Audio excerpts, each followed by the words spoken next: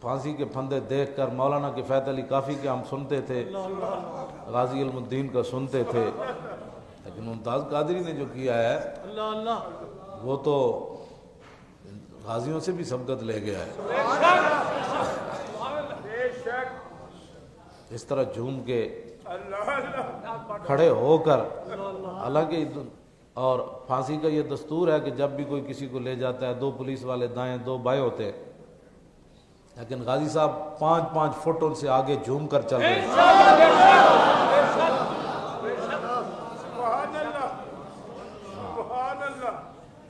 وہ کون سی چیز تھی؟ اور غازی صاحب کا جو نوکر تھا وہ پولیس والا، وہ کہنے لگا غازی صاحب نے مجھے فرمایا تھا کہ میں نے روزہ رکھنا ہے، صبح پیر ہے، تو کہنے لگا میں نے جا کر 12:15 بجے جگا دیا، تو غازی صاحب نے کہا سحری ہو گئی؟ انہوں نے کہا نہیں جی سحری نہیں ہوئی، آپ کا سفر آخرت جو ہے وہ شروع ہونے والا ہے۔ تو وہ پولیس والا تڑپ کر بتا رہا تھا کہ غازی صاحب نے کہا الحمدللہ الحمدللہ، کیا ہے یہ کون سی چیز ہے؟ کہا کہ ایک کھجور کھا کے روزہ رکھ لیا۔ کہ کون سی چیز ہے؟ پھر وہ چلتے چلتے خود پھانسی کے پھندے تک گئے، پھر خود اوپر پھٹے کے چڑھے اور کہا کہ کس کس مدینہ پاک جانا ہے، میں تے جا رہا ہوں۔ پاکستان اس لیے بنا تھا، لاکھوں مسلمانوں نے اس لیے قربانیاں دی تھیں کہ حضور کے عاشقوں کو پھٹے چڑھا دیا جائے گا، اور وہ بھی اس حال میں کہ رات سوئے ہوئے ان کے خاندان کو جگا کر کہا کہ جی غازی صاحب کی طبیعت خراب ہو گئی ہے، تو راستے میں کہا کہ نہیں آخری ملاقات کے لیے ہے۔ اتنا تم نے مطلب یہ تو دنیا میں کوئی دستور منشور ہمیں بھی بتاتے۔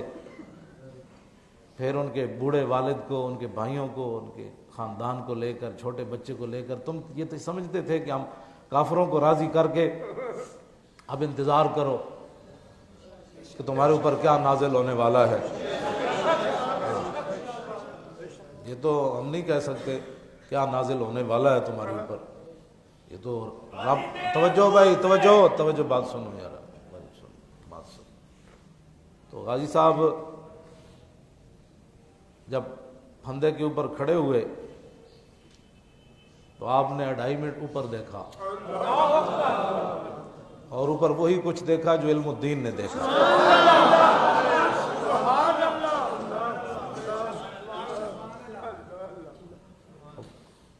مالک فرما رہے تھے بھائی پھندے تک آؤ، آگے سنبھال لیں گے، آؤ تو صحیح نہ بھائی۔ تو مالکوں 2.5 منٹ اوپر دیکھنے کے بعد جلاد کو کہا کہ جب تک میں لبیک یا رسول اللہ نہ کہوں نا۔ یہ ہے اصل امت کو نعرہ جو دے کر گئے کہ پھانسی کے پھندے کے اوپر بھی دودھ پینے والا بچہ چھوڑ کر بندہ جائے، اور اب وہ چلتا پھرتا ہو اور دیکھ کر آنسو بھی نہ آئے۔ جیل میں غازی صاحب نہیں روئے، خوشی سے بھی رونا آ جاتا ہے نا، لیکن غازی صاحب نہیں روئے، اور ان کے ابا جی بھی نہیں روئے، باقی بھائی روئے، لیکن ممتاز قادری کے والد نہیں روئے۔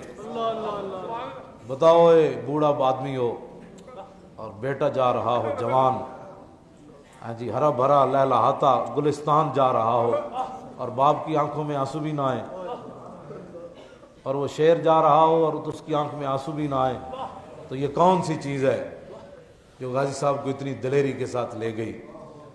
یہ وہی بات ہے جو صحابہ کو بدر میں لے گئی،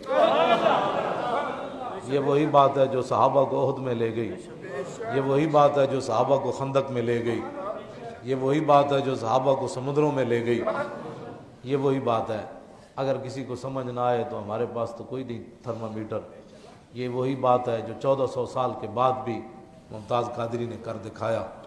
جب اس نے زور سے لبیک یا رسول اللہ کہا، پھانسی کے پھندے کے اوپر کہا، تو اس نے پھٹا کھینچ دیا، اور پھر انہوں نے کہا کہ یہ آج تک ایسے نہیں ہوا کہ جب من کا ٹوٹ جاتا ہے تو آنکھیں باہر نکل آتی ہیں، منہ کھل جاتا ہے، لیکن جب غازی صاحب کو پھندے سے اتارا گیا تو آنکھیں بھی بند تھیں اور منہ بھی بند تھا۔